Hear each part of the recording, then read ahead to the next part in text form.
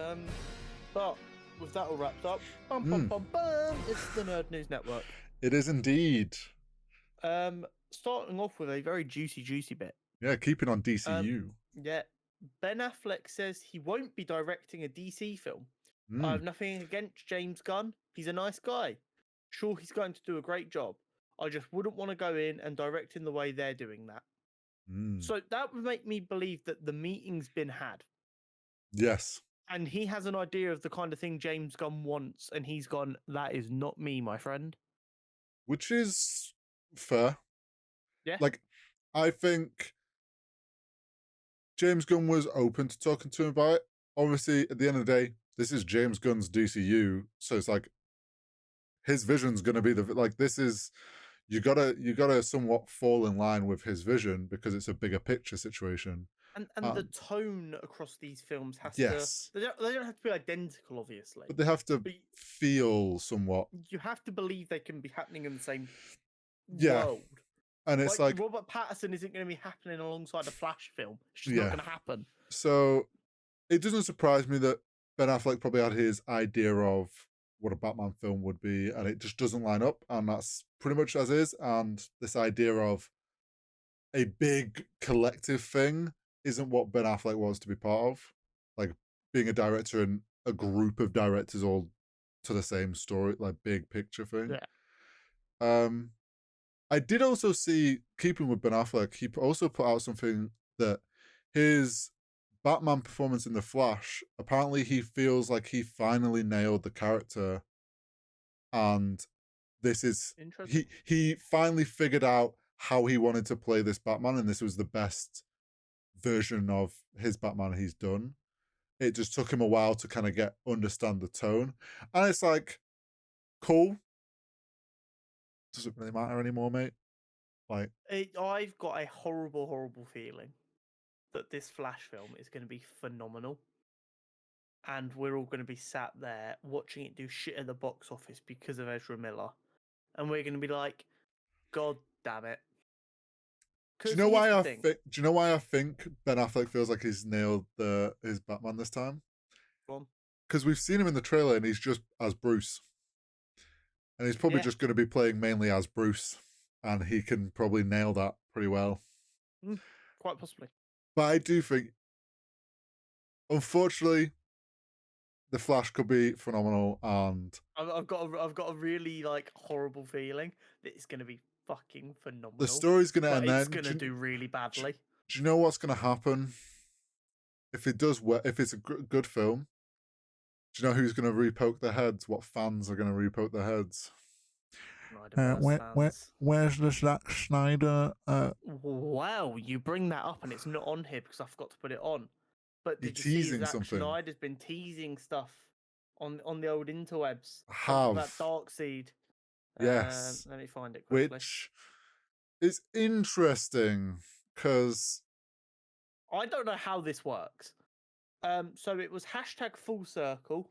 what if it's a game? It's a little 14-second video. It says incoming transition from Lord Darkseid, and then it is April 28th to 30th of this year. What if it's just a tease towards Flash? Is he involved with the Flashpoint one? I don't believe so.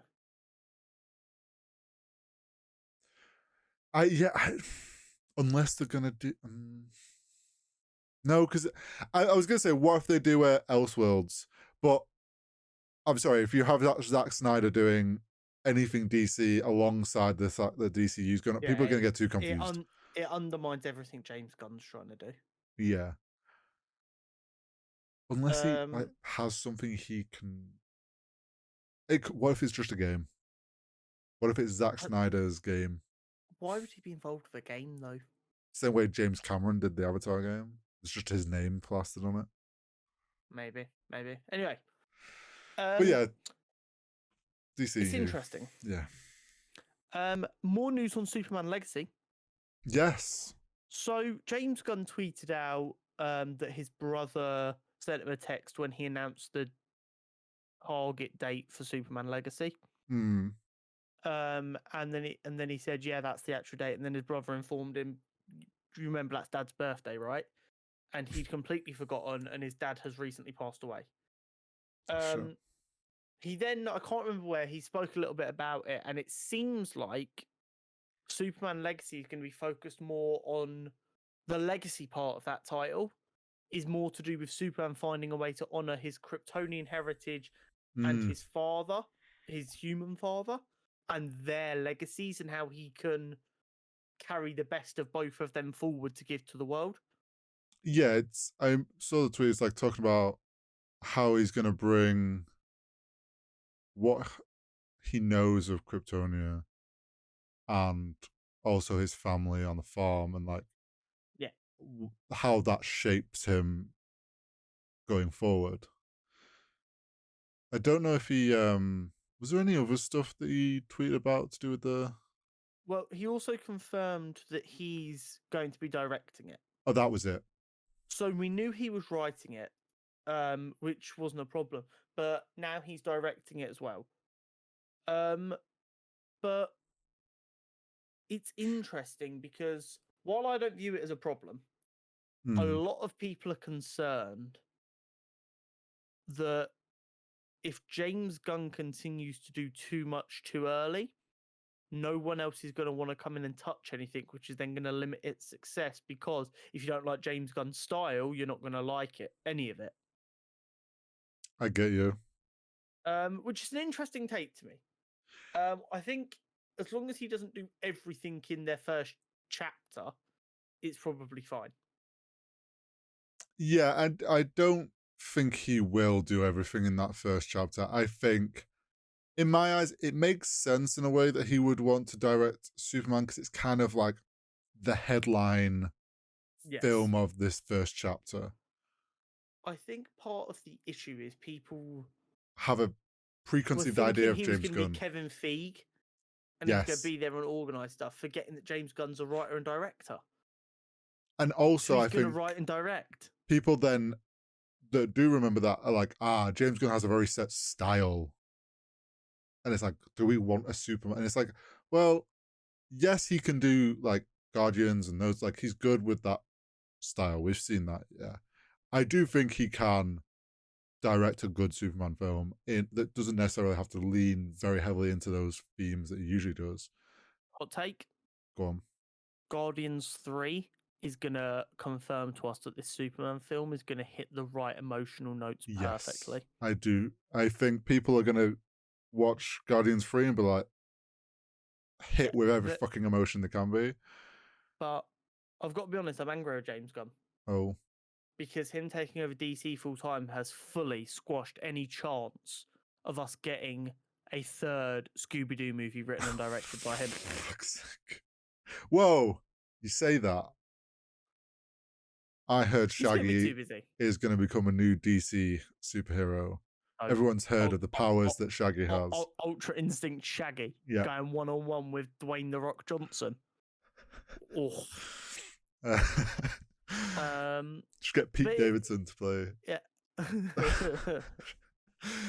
There is only one live action Shaggy, and that is Matthew Lillard. Okay. But yeah, so some interesting news on the DC front. Yeah. And then we get to the Oscars. No one gets slapped this year, so we're off to a good start. That was a good start. Although I didn't watch the Oscars because they're a crock of shit, apparently there was like constant jokes and references to it. Yeah, and apparently there was new policies and security policies put in place this year that have come about because of last year, and to make sure that an incident like that doesn't happen again. Yeah. So out the gate, Black Panther: Wakanda Forever became the second MCU film to win an Oscar.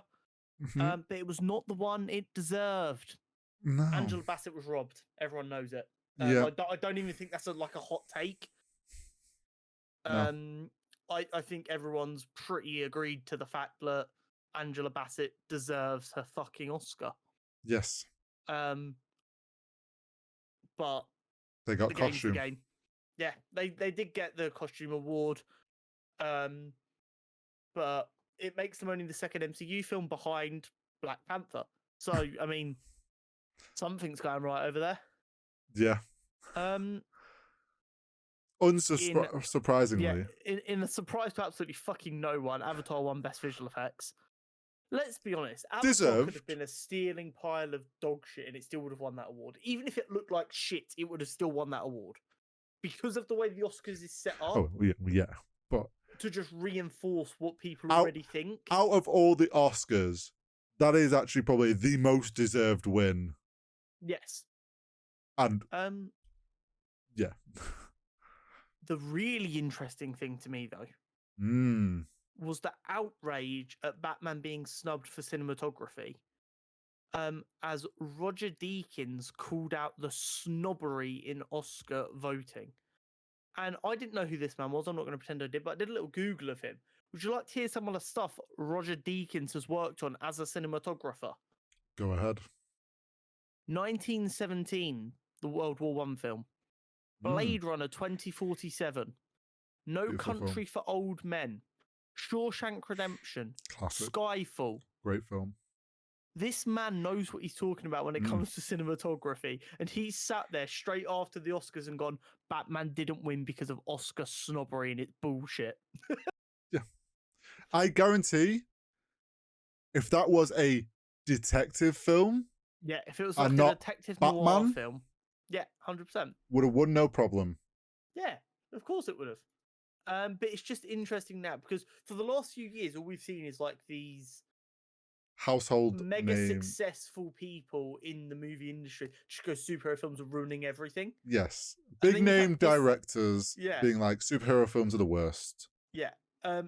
And the Oscars has reflected their opinion by just not really giving them the time of day. And then you've got this guy coming out going, Batman was fucking art and you're blind as fuck if it didn't win. Yeah. Which is just hilarious to me. Which, I'm calling it now, Batman 2 wins an Oscar. Probably. If it can maintain the quality of Batman. As their way of being like, now you deserve an Oscar. Yeah. But in a surprise to, I mean, not anyone with eyes. Everything, everywhere, all at once. Cleaned up. Yeah, and a lot. The Whale, which is, and The Whale did very well. Yeah. What The Whale got best hair and makeup, and then best actor for Brendan Fraser. Yes. Shout out the GOAT. I have to say, a very sweet moment of the Oscars was Harrison Ford giving Short Stack the short round the Oscar. Yeah, the big hug. It was beautiful. But it was interesting for sure. I do just wonder if superhero films couldn't consistently win Oscars during the height of their popularity. Do they really have a chance in the next couple of years with the superhero burnout that's coming? Or because they stop being so popular but still keep getting made, do they become artsy films again that are entitled to win them? I think it will be just as hard, and it's already rare, but I think situations like Black Panther, where it's they won costume, which is valid, and it's a great film, but it's a very culturally driven film. They lean on that a lot and want to showcase that a lot, and that's why it gets culture making culture, which is why it's appreciated at the Oscars over just Iron Man and Captain America punching each other. Yeah, I think Batman being snubbed was definitely unfair, and I think DC side of things, films that are like that are going to be these elseworld ones that are more creative freedom and a bit more artistically creative in their visuals or cinematography, I think they have a chance to maybe win Oscars. I don't see a world where Superman Legacy wins Oscar for Best Actor or anything like that. I think you're right. The burnout on superhero films is going to be reflected in an even less chance of them getting Oscars. But I mean, we've already said it. Oscars don't mean everyone who pays any attention, like everyone knows, the Oscars are a pay-to-win situation. You pay the right person, you get an Oscar. So the Oscars if we're being honest, is just a giant circle jerk. Yeah. 100%. Where are the superhero awards? Start their own. Okay, are we doing it? We'll go on after Cutie Cinderella Streamer Awards. Yes. We'll just give the out cutscene awards. Yeah. Best film of the year, best TV show of the year, best actress of the year. Yeah. I'm down. Best VFX. 100%. Star Wars is probably going to win that most years by the looks of it at the minute. Yeah, Mando. Just give all the awards to Pedro Pascal so I have a chance to hug him. But if we send Pedro Pascal an email saying we're going to give you 150 awards, he'll turn up, right? Depends. I think he would. He seems like that kind of guy. Probably. Or he'd say Even mail if we them were here. very upfront with the fact like this just is going to be held in our garden. Yeah, it's just us. There is no live audience. He'll be like, "Can I bring security just in case you guys are weird?" We're like, yeah, no worries. Like, okay, cool, I'll come. Will there be food?